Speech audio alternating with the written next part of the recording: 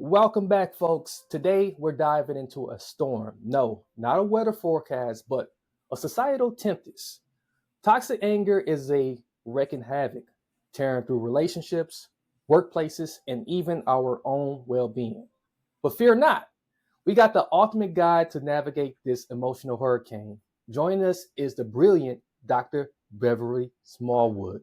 Armed with decades of wisdom and strategies, buckle up because we're about to transform rage into resilience. Me, let's rap, take a trip and we back, and we'll be right back. Come with me, let's rap, take a trip and we back, and we'll be right back. I stand for what you stand for. Hey, I get on the mic and I transform. Follow me on this world tour. The asteroid that you can't avoid. Follow me.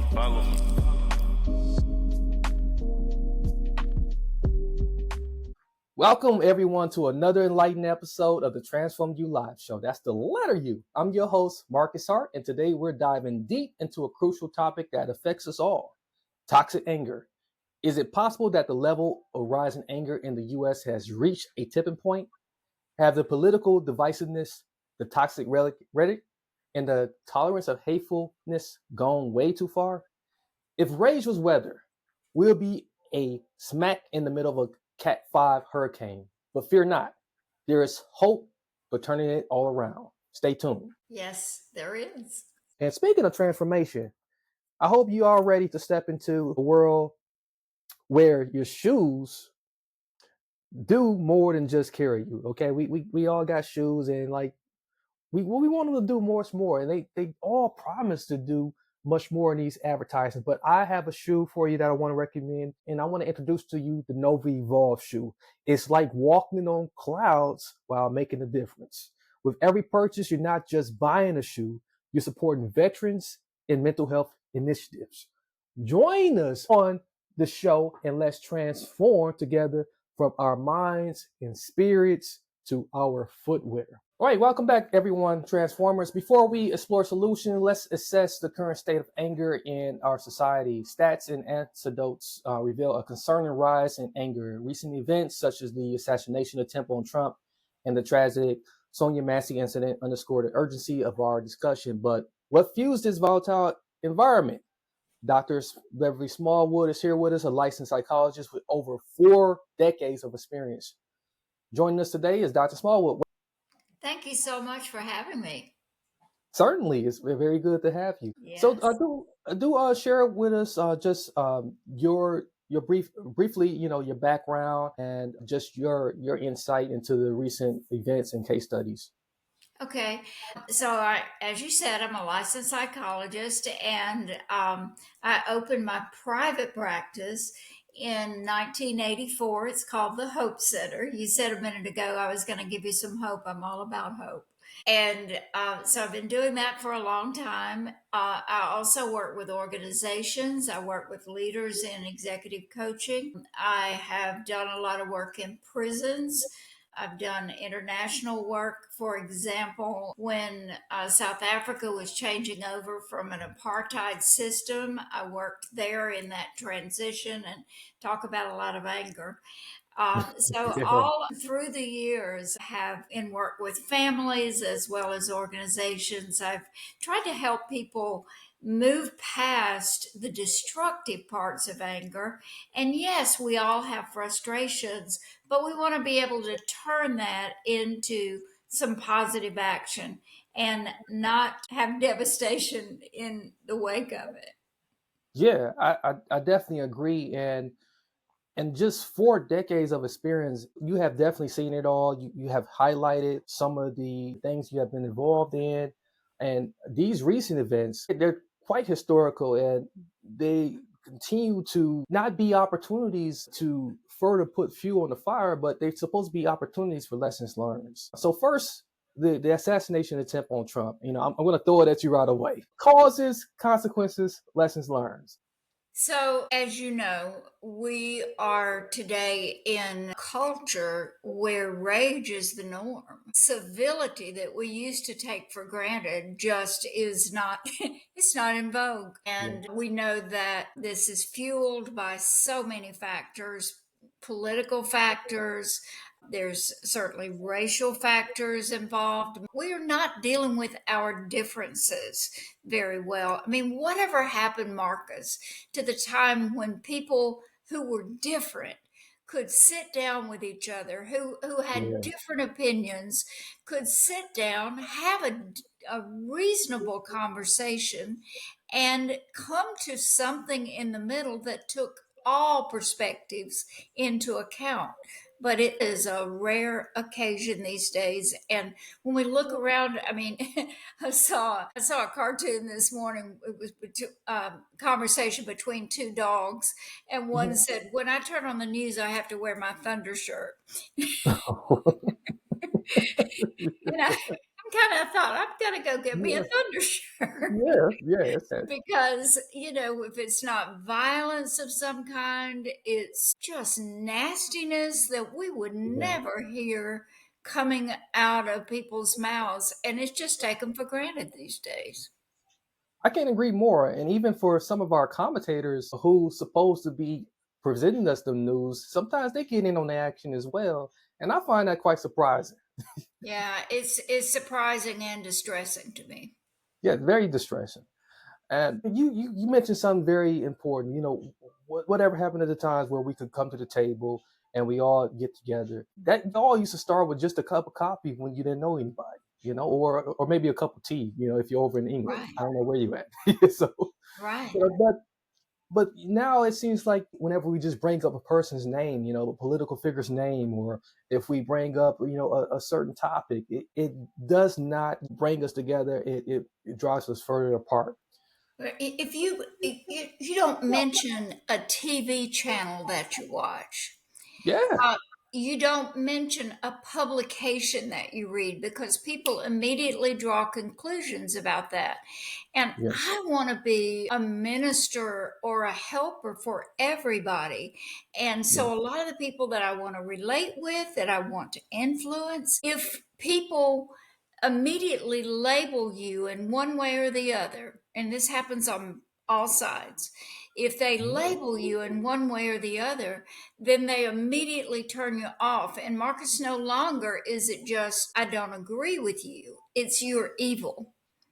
Yeah. And so whole groups of people, and it's been going on for centuries, but it just seems to have escalated that whole groups of people are demonized and we see them as evil. And it's Mhm. like that somehow justifies any of the nastiness. Yeah, and we know that that doesn't justify anything, and sometimes I often wonder to myself that projection onto to a group of people or maybe an individual, does that sometimes come from a deep, darker place within ourselves? And I know you're gonna expound on that even more, but like it really is a good segue into the Sonia Massey tragedy, where a single woman was killed in their own home, after calling 911 for help, and it just turned bad. We got to understand root causes and find paths to heal it. And sometimes I wonder, we project so much things on people, and is it coming from somewhere deep dark that is in all of us? There is that. And I've done a good bit of work with policemen. Mhm. And especially police that have been involved in any kind of incident where someone was hurt. Yeah. And sometimes it's a dark heart. Sometimes it is a level of arousal that has come from time after time of incidents, so that they literally misperceive danger. They are on super high alert, and then they react in a way that's tragic. So those are some of the things that happen with that, but it somehow has to be addressed. It just Yeah. happens way too often. Yeah, and sometimes it's too little too late. And I come from a military background where I deployed overseas to Iraq, and I was exposed to the war zone, exposed to like being in a dangerous, intimate area of like potentially being attacked. You don't know who to trust, and I I emphasize with those guys a lot, but I also emphasize for the need for better anger management, which I had to come to terms and come to grip with. Like, hey, I can't do this alone. Yeah, I got to that's start having some deeper insight and reflection. So I definitely feel their pain. I definitely feel their deep loneliness and cry out for help. And nobody's reaching out to, like, give them the tools. And I thank you, for, like, serving them. yeah. And the help doesn't need to be after the fact, after some kind of tragedy. It needs to, as you had to address in your own life, that it has to be a recognition that I have been exposed to some things that other people have not. It's had an effect on my whole nervous system and Mhm. therefore my emotions. And I have to be responsible for figuring out how to deal with it, get the help that's needed for I it. think this is a good way to segue into our next topic, which is understanding anger.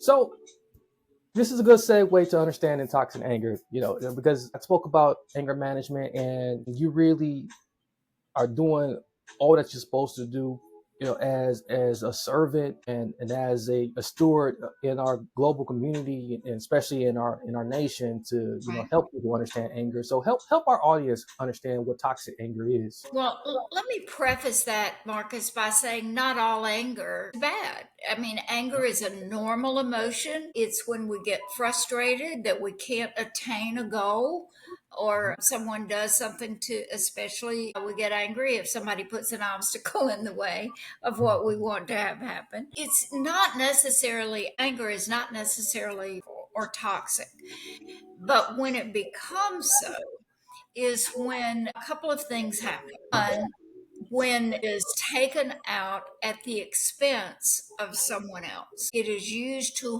harm another person. And by the way, that someone else could be you. Mm, Sometimes people turn anger inward and it yeah. becomes depression and self harm and so on. So there's that. It's how it's expressed. Secondly, is how long it lasts.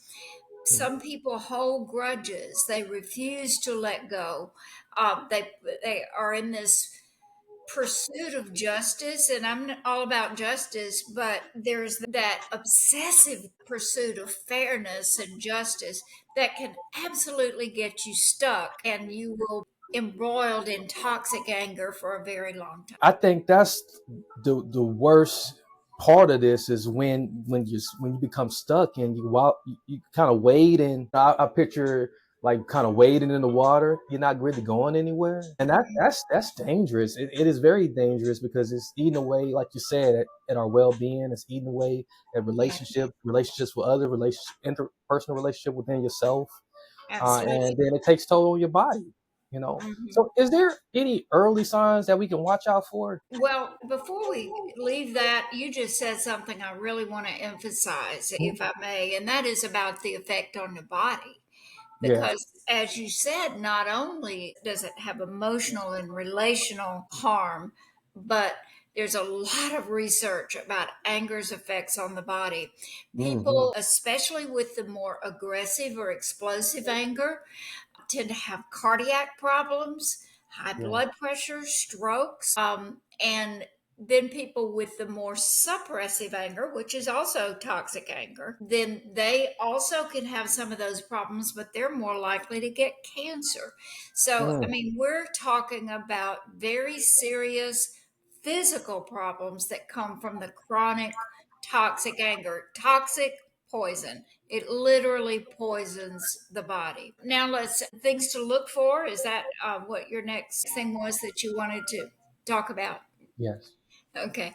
So, of course, if you see yourself, having explosions and you feel like hurting somebody, I mean, we know that those things are anger. That's sort of the traditional way that we know somebody has an anger management.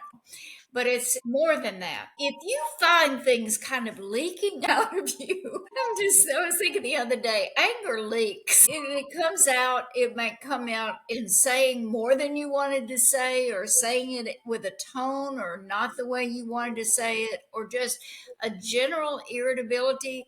I saw some stats the other day that said that it was 60 something percent of Americans describe themselves as angry or irritable. Just that general irritability. Another thing is that if you find yourself reacting in some kind of pattern when you're around people who look a certain way or behave a certain way, or you find a situation that reminds you of something in your past, some trauma that you've had. It doesn't have to be a combat trauma, it can be family trauma and childhood Mhm. trauma. And so, which is definitely a risk factor for anger. So, or you find yourself in frequent disagreements. You might be just fine at work, and you come Yeah. home, and like 25% of Americans, you are angry at home. 25%. That's one in four. Wow. So self observation and self awareness. Sometimes, Marcus, we know what the other guy is doing, but we Mhm.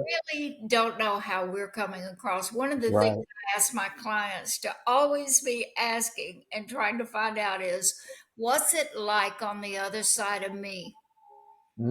I like that. I like that. Yeah.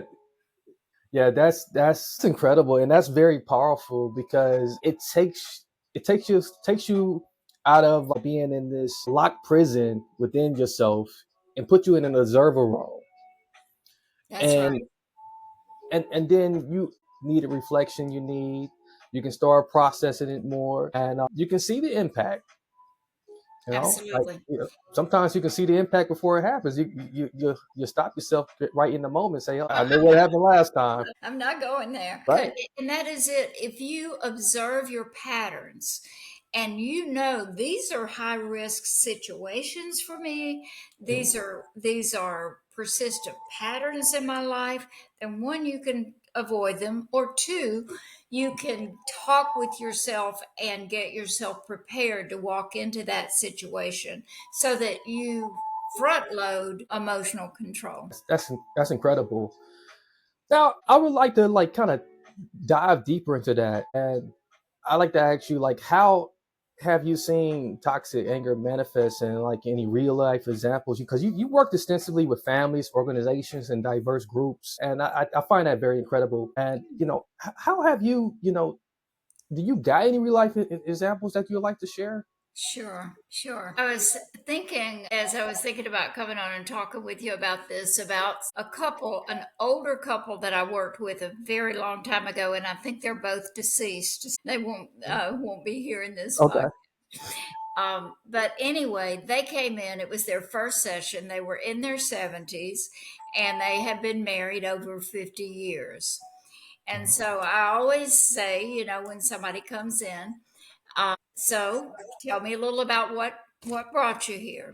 Marcus, she straightened up and said, I'll start. I said, okay, well, what would you like to tell me? And she says, let me tell you what this man did to me on our honeymoon. Oh wow. And you could tell from the look on this guy's face, Marcus, this was not the first time he had ever heard this story. Wow. Holding on to things forever Yeah. and ever and bringing them up. And we bring them up at a time when we feel like we're losing ground.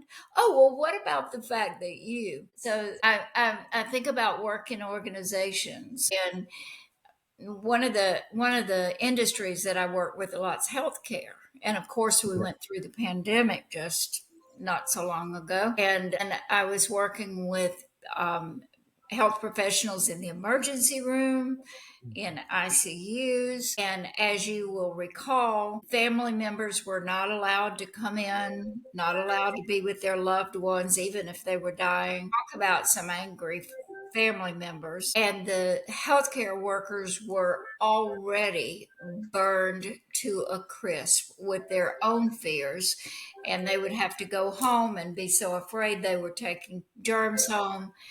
And Yeah. it was really in violence. As a matter of fact, the research shows that healthcare is one of the most dangerous occupations. Mm, That's where the actually the most violence takes place among the industries. mm, So living in that kind of work environment makes it very difficult to stay attuned and kind to your customers the way yeah. that you're supposed to. It's really, really hard. I've worked in prisons a lot, and of course, there that culture really supports anger. People are you have to be looking over your shoulder all the time. And but what's really interesting me is that I've been working lately with several people coming out of prison. So, Oh, okay. so coming from that environment into this one that has not a whole lot Yeah, sometimes, but it does have a different set of expectations, and you don't have yeah. to be so paranoid all the time, and so on.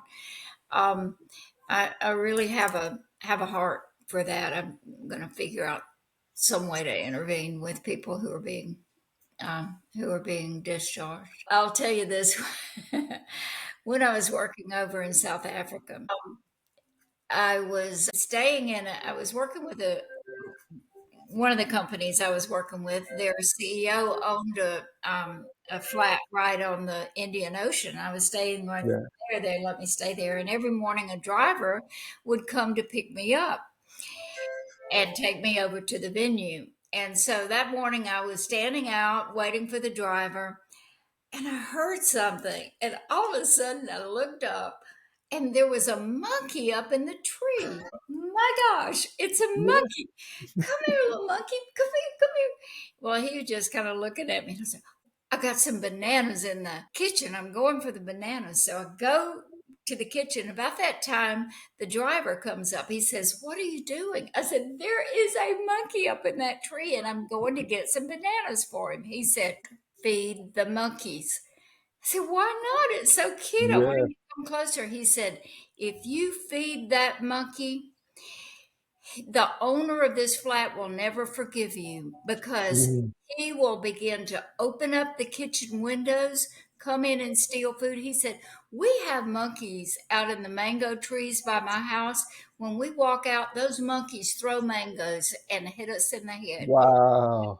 Feed the monkeys. And I couldn't shake it, Marcus, because think about in our culture how we feed Yeah. the monkeys. We turn on the TV channels that Yes. feed the anger, that Yeah. that say what we already believe. Hmm. We try to just look at things that our position, and as a result, the monkeys take over, don't they? Mm, yes, they do. Over They and keep over. coming back in. Open up any window they can to get in Yeah. and steal what you have. And I don't want my stuff stolen. I don't want Right. my peace of mind stolen. I don't want my relationship stolen. So don't feed the monkeys. Yeah, I like that. It kind of sounds like, what happens when you invite the vampire in, giving That's them permission. So, that's right. so yeah, that's very true. A lot of this external stuff, a lot of this things that, we allowing, we're allowing it. We're giving it permission. Once we feed it, it just keeps coming back for more, That's sucking us dry, sucking us dry, right. And we Uh, and we find ourselves looking for it. You mhm. know, we look for the evidence of what we already believe. Yes. And we ignore evidence to the contrary. Wow. So out of all of these unique situations, did you find like a unique parallel in all of them, or you dealt with them like custom, kind of in a customized way? You kind of addressed them in a customized way rather than one size fit all. Well, every situation is unique, and certainly one size doesn't fit all, but there are some principles Right. that I see that cut across situations, whether it's a work situation, a family business, which is very complicated because you Hmm. get all the family conflicts, and now we're fighting over roles and so on. But anyway, there are some commonalities across the way. There are different styles that people have of expressing their anger, and they have some common results no matter what setting they're playing out in. There's the aggressive style, which we've talked about some, and I've mentioned that there's also suppressive anger, where you hold it in, you let resentments just grow and grow, but they eventually come out either in an explosion or you detach. You know, some people have told me, I got to do this because I have to keep the peace. Well, it doesn't Mm. keep the peace No, it because doesn't. eventually it's coming out and it's not coming out in a good way. And so I see people with those different styles in all different arenas. I also see belief systems that drive Yeah. that.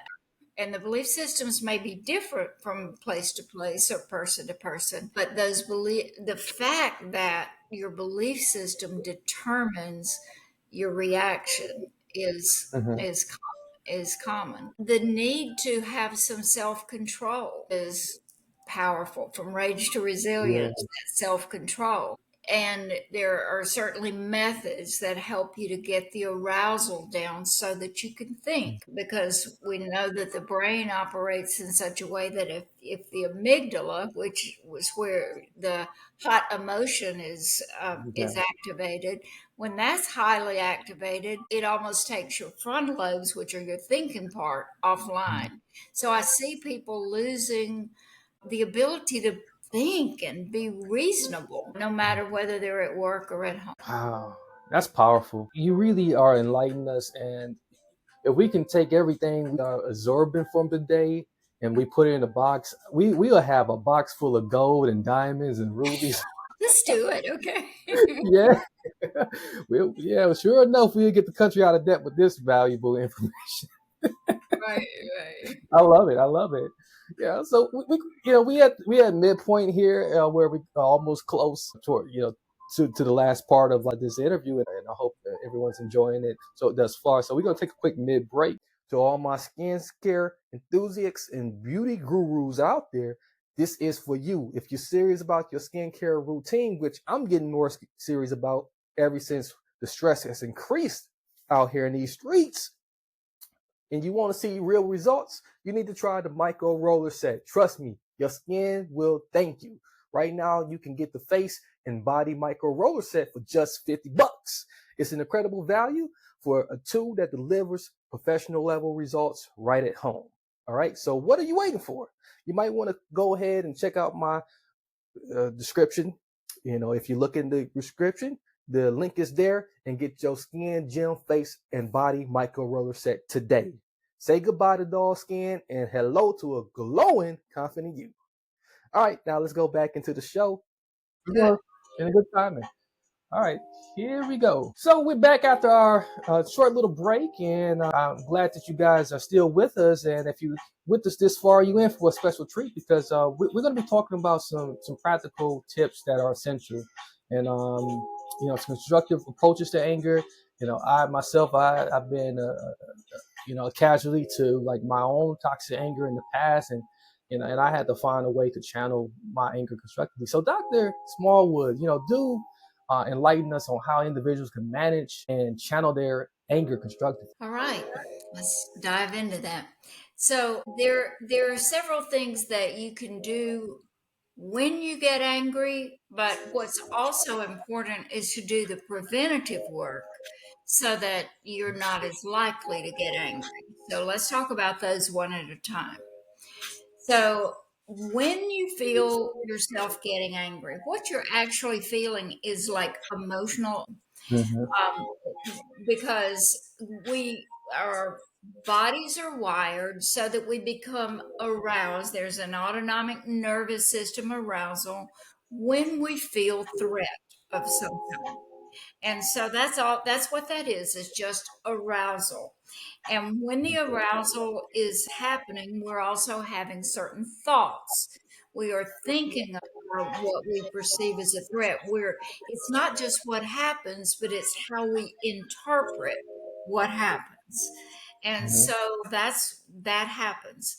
And if we just keep pushing and explode and just go with what the emotional part of the brain is telling Yeah. us, then we'll make the best speech we'll ever regret. It's important in emotional control at the moment to find a way to pull back and Hmm. let that arousal go down. So if you're in a conversation with someone, you can find a way to take a break, even if Yeah. it's, excuse me, I need to go to the restroom. I'll be right back. Good one. Nobody's going to say, no, you can't. Yeah. Um, so, but just finding a way to pull away a little bit and just breathe, just do some Yeah. deep breathing. If you can even get outside and walk in nature just a little bit, that Hmm. has a way of just calming it down. And when you calm down the emotional part, then the thinking part of your brain comes online, and then you can begin to choose to problem solve. And Yeah. that's when you really are in a better space. So you have to be able to control yourself in the moment and switch over to problem solving and not just some kind of intense expression or withdrawal. As we've said, some people just Yeah. back up, withdraw, don't say a word, internalize it, and then they wind up depressed. A Hmm. key phrase here, Marcus, is attack the problem, not the person. Yes, I like that. I like that. And what that sounds like, it sounds like a, like the role of empathy, kind of taking the part there in the communication part of diffusing the anger and helping to build better relationships. So Right. when we talking about the role of empathy, like I still struggle with it just a bit because like sometimes I just don't know if I'm doing it. I don't. I don't know who needs it more, myself or the other person. So Yeah. maybe expound on that a little bit. And that's where communication comes in, Mhm. is if we go into a discussion that with the assumption that I have part of the truth, I have my Yeah. perspective, and this other person has a part of the truth that I need Yeah. because they saw it in a different way. And Yeah. so, one of the things I could offer your podcast viewers and listeners is a guide that I created to help people in that sit down discussion Yeah. to be able to take step by step, hear each other out, everybody state what they think are the best ways to go about solving it, and then begin to negotiate and come out with an actual action plan. It's more than just talking about it, because what happens is people talk about it and they walk away with what they thought they heard. Hmm. That is so true. Yeah, that is so true. And I think that's one of the biggest problems we see just on the mainstream stage, and then we see it right in our very own homes. It's just the way words can mean so much, and it seems like by the day they adding on more context and more meanings to words, and we gotta be careful. Sometimes we just gotta take that extra step in communication to ask, like, okay, what did you mean by that? That's right. That's right. Because we assume, because it's just logical to us that we know what that word means or we know Yeah. what they meant. And mind reading is the cause of Yes. one of the greatest causes of conflict because we just don't know. Even if we're trying to be helpful, even if we're trying to empathize, put yourself in another person's shoes. I love empathy and I'm a very empathetic person, but I Mhm. need to make the assumption that I really don't have the ability to do that. What I have to do is Mm, hear from them what they're right. feeling and what they're thinking. That's powerful. Like now that right there can really solve a lot. It's like, understanding where you at in that role of empathy is that like I struggle with this whole empathy thing, but like let me hear what they gotta say. Let me hear what they gotta say. Just that little question right there can diffuse a lot. I like that. Look, most people become very reasonable Mhm. when they Yeah, have actually been heard and they feel like that you are valuing who they are and what they think, yeah. even if Isn't that you don't agree with. isn't that what most people want though? Is just to like just want that little bit of validation and in their life every now and then. That's right. That's right. Yeah, People want to be, they want to be, they want to matter. And if we're not willing to listen and if we make assumptions about what's going on with them rather hmm, than taking the time and, valuing them enough to sit down eye to eye and yeah. and really talk about it and hear how they're feeling and hear how they're thinking, that can build so many bridges. Yeah, that's how great treaties are formed. Yeah, a lot of great treaties have been formed that way. Yeah, and That's right. yeah, and I think it's great when you can have two opposing sides come together and just allow each other to talk, and Yeah.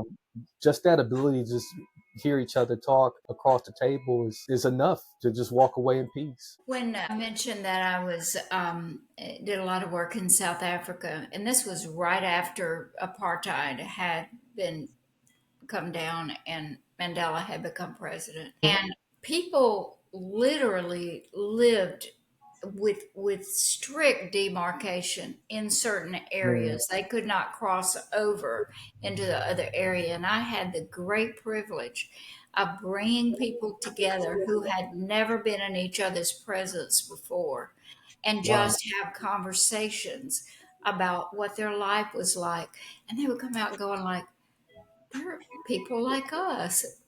Yeah. Yeah, yes, they are. But we don't know until we have contact. And that's one Mhm. thing that, Marcus, that concerns me so much about the division in the country is Yeah. that we stay so away from the other people that it just reinforces those negative assumptions.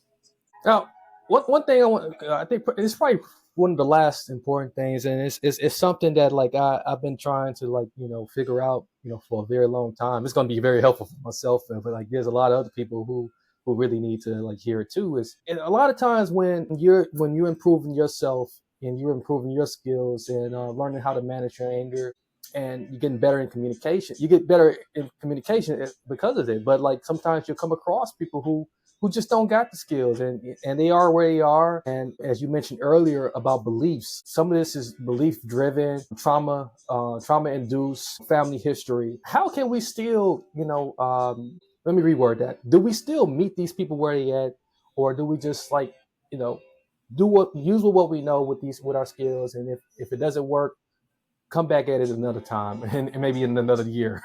Yeah, maybe another year. I think probably some of all of that, depending on this on the circumstance.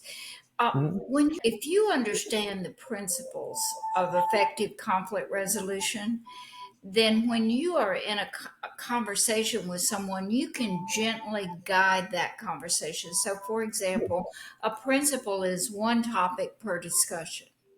Oh, I like that. Another Yeah, principle is let's talk about present tense things that are changeable. yeah. Let's talk about things that each person can do. And so if you're in someone's going all over the place and rambling and doing those things, you can say, hang on just a second, let's stick with this one, and I'd love to have a conversation about the rest of it at another time. But can we just follow this through a minute? I'm curious about what your thoughts are about that. Okay.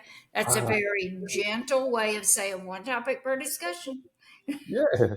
Okay. It is not rude. Or if somebody starts talking about the past, Yeah. you can give an empathy statement like, I understand this has been going on for a long time, but so that we can focus on things that we can maybe change now, would you mind giving me a couple of recent examples? Mm, The present, not the past. yeah. So do you see what I'm saying? There are Yeah. things that you can do to just gently and not preachy or judgmentally just steer the conversation back into a constructive vein. But if there are people who are so fixed in their attitudes that no matter what you say they're going to just go off, then release them with love. I mean, Yeah. you can agree to disagree, and when you see that person, you are courteous, you are polite, you do not get hooked into their angry system. You're Hmm. going to be who you are, no matter who they are, no matter Right. who they choose to be. They're Yeah. not going to change who you are, and that's the way you handle it. Yeah. Yeah. That's the acceptance part of the whole thing too. That's the finale. Having acceptance for it's like it is. That's right. Yeah. I love it. I love it. This is great. I would love to give you an opportunity, right now to kind of you give our audience some next steps on like how they can get in touch with you, and how they can get that tool. I would love to get that tool too, and Okay. and attach it to this episode, and just use it for my own self too, like just to continue to brush up on my skills.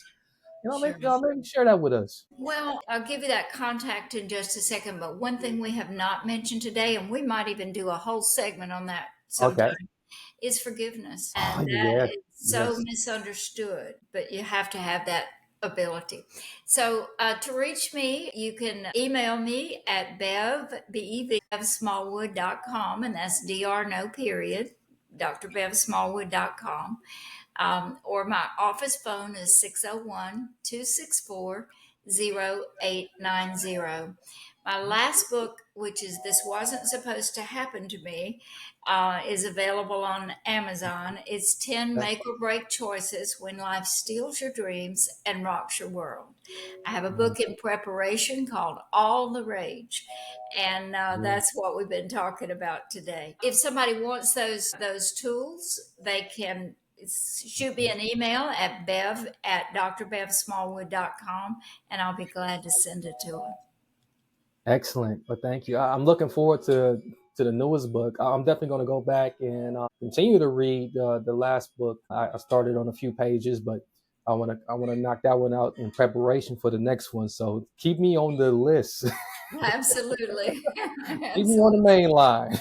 So, uh, I, I'd like to thank you, Dr. Beverly Smallwood. I'd like to thank all of my Transformers out there who's been an excellent audience who made it this far and heard all of the awesome gems and tips that were shared with us today and helping us to be better individuals and help others to be stirred in the right direction towards being better in communication and diffusing anger and building better relationships with ourselves, with each other, and for this great nation that needs to continue to be pushed forward rather than stirred backwards.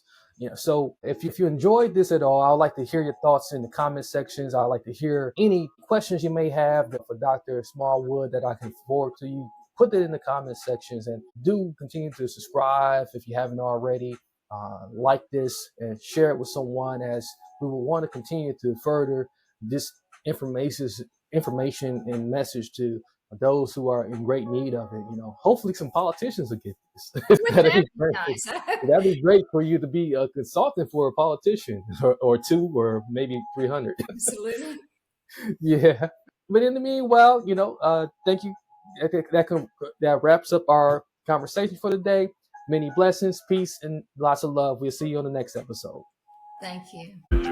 I stand for what you stand for. I'm at your door like the landlord. I can see the future, yeah, I fast forward. I get on the mic and I transform. Follow me, I'm in rare form. Follow me on this world tour. The asteroid that you can't avoid.